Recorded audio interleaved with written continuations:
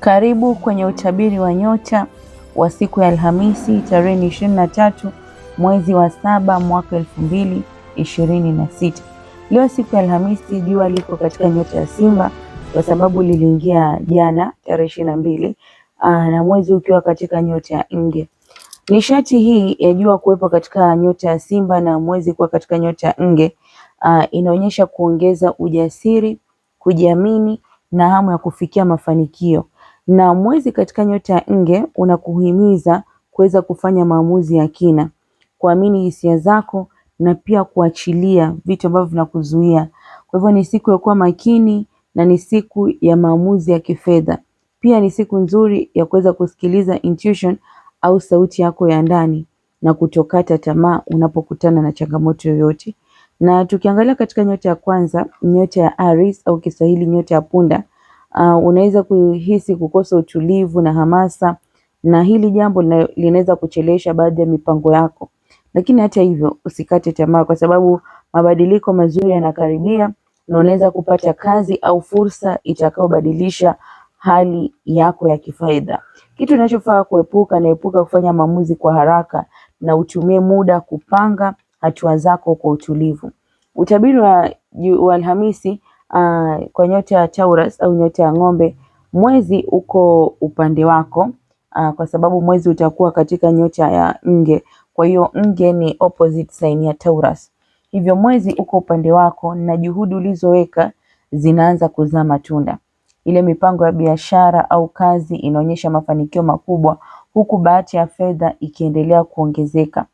Uwekezaji wa muda mrefu unaweza kuletea manufaa, na baadhi yenu mnaweza kukutana na mwenza wa maisha au kupokea habari njema kuhusu masomo. Tukiangalia nyota ya tatu, Gemini au mapacha, nishati nzuri na kuzunguka na kutakuwa na ushirikiano mzuri kazini ambao utakuletea mafanikio.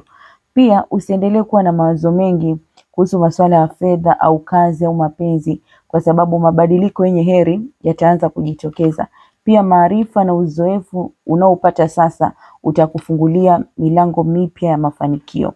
Nyota ya Kansa au Kaa, leo utahisi nguvu kubwa ya kiroho na utapata utulivu kupitia sala au kutafakari ili kufanya meditation. Unaweza kuvutiwa zaidi na masomo ya kiroho au elimu za siri, lakini kunaweza kutokea changamoto za kifedha, lakini siku inavyozidi kwenda zinaweza kupungua na ukapata bahati ya pesa ambayo itakuletea unafuu na kukusaidia kusonga mbele. Nyota ya Leo au Simba, ingawa unaweza kuwa na wasiwasi mwanzoni mwa siku itakapoanza, intuition yako itakuongoza kwenye maamuzi sahihi. Pia juhudi zako zinaanza kuzaa mafanikio na unaweza kupokea fedha au habari njema bila kutarajia. Pia unaweza kuamua kuachana na urafiki au mahusiano yasiyokuwa na manufaa ili kutoa nafasi kwa baraka mpya. Katika nyota ya Vago au Mashuke, naona baraka za mwezi ambao mwezi utakuwa katika nyota ya Scorpio, na pia Jupiter ambayo iko katika Leo itakuletea kujiamini na fursa mpya za biashara au kazi zitakuwa upande wako. Hata hivyo kunaweza kuwa na vikwazo katika mahusiano au safari ya mafanikio yako. Hivyo unaambiwa uwe makini na vitu vyako vya thamani na uzingatie afya yako.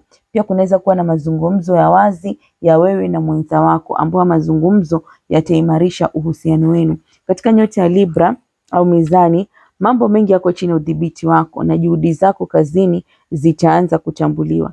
Ingawa unaweza kuhisi kuna watu wanaojaribu kuzuia maendeleo yako, usikate tamaa.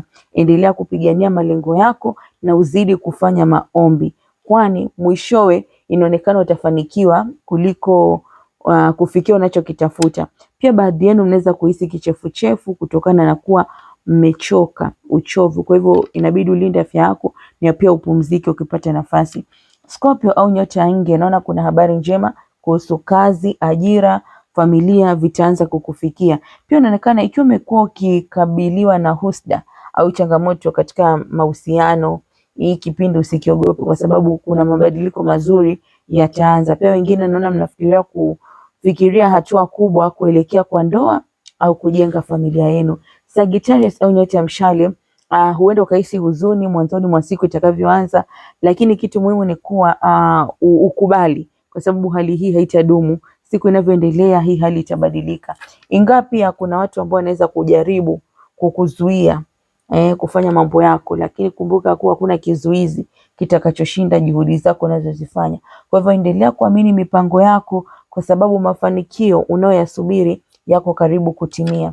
Nyota ya Capricorn au mbuzi, kumradhi, kuna subra na umakini wako ambao umekuwa ukiufanya utakusaidia kukamilisha kazi zako kwa mafanikio.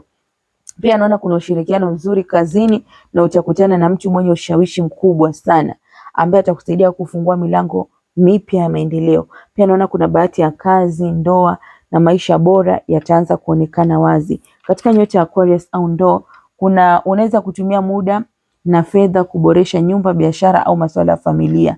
Pia naona baadhi yenu wanaweza kuhisi kuwashwa kwenye mwili wao, lakini kwa ujumla kipindi hiki kinaashiria kuwa bado uko na afya njema. Pia kuna bahati ya pesa na mafanikio yanayokaribia, kwa hiyo furahia hatua nzuri zinazokuja katika maisha yako. Nyota ya mwisho, nyota ya Pisces au samaki, naona kuna bahati ya kupata fursa, kazi, na pia afya yako imeimarika, niko salama, lakini epuka maneno makali ambayo haya maneno ukiyatumia yanaweza kuleta migogoro. Unaweza kuhisi changamoto katika kazi, mahusiano au ndoa.